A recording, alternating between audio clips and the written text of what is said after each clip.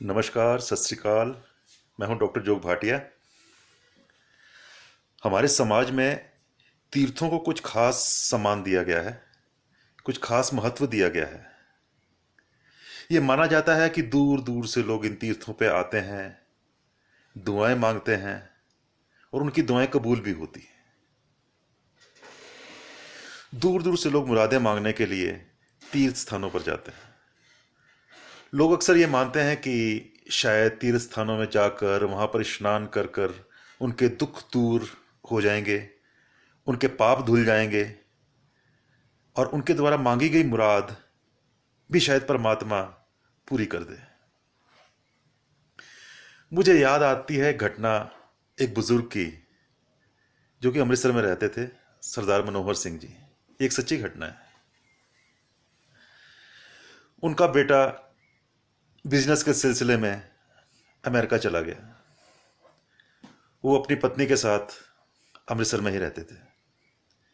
बेटे ने बहुत तरक्की की, काफ़ी इंडस्ट्रीज डाली और उसके बाद उनके भी बच्चे पोते पोतियां काफ़ी पढ़ लिख गए और काफ़ी आगे बढ़ गए।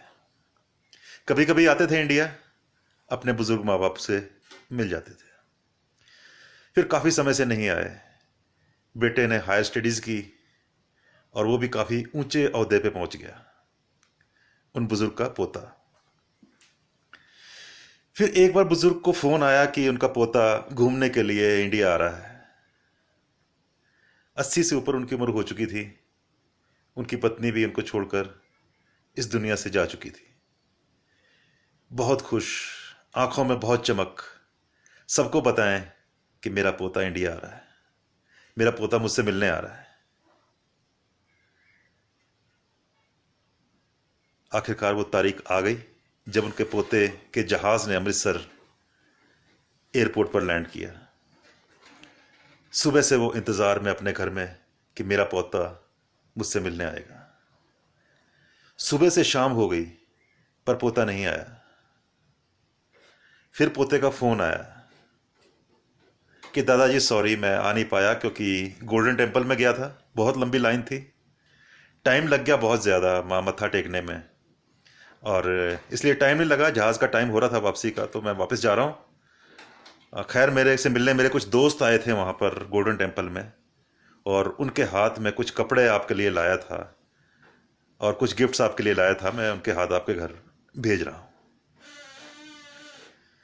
तो ये फ़ोन सुनकर जो दादाजी हैं वो तो सुन से रह गए, और उसके बाद शायद उनकी आंखें खुली रह गई और वो पोते के दर्शन अपनी ज़िंदगी में नहीं कर पाए।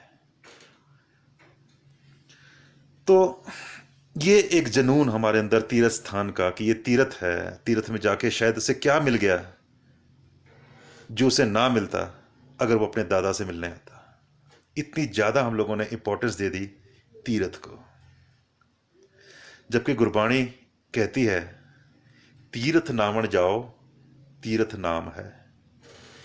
तीर्थ स्नान किसी जगह के साथ निमित्त नहीं है। तीर्थ उस परमात्मा का नाम है। जहां भी प्यार पैदा होता है, जहां भी उस परमात्मा का नाम पैदा होता है, जहां भी उसका ख्याल पैदा होता है, वो जगह ही तीर्थ है। तो मैं देखता हूं कई बार आजकल भी लोग अपने बुजुर्गों से मिलने में इतने उत्सुक नहीं है जितने कि पर्टिकुलर स्थान में जाकर कि जे ही मैं तो गोल्डन टेम्पल अमृतसर में गया, वाह क्या बात है। उसी का एक अहंकार है कि हाँ, या कि मैं एक तीर्थ होके आया हूं। 2 बार 3 बार कैलाश होके आ गया, बद्रीनाथ होकर आ गया, केदारनाथ होकर आ गया, काशी होकर आ गया, और ना जाने कहां कहां होकर आ गया, मक्का मदीना होकर आ गया। और घर के बुजुर्ग शायद आंखें गड़ाई याद करते रहे कि कब हमारा बच्चा आएगा, कब हमारा बेटा आएगा, और कब मैं उसको जी भर के देखूंगा, कब मैं उसको अपने गले लगाऊंगा। यहां परमात्मा तुम्हारा इंतजार कर रहा है कि कब तुम आओगे और कब वो तुम्हारे गले लगेगा, और तुम को परमात्मा नजर ही नहीं आ रहा। तुम उसे ढूंढने के लिए तीर्थों में जा रहे हो।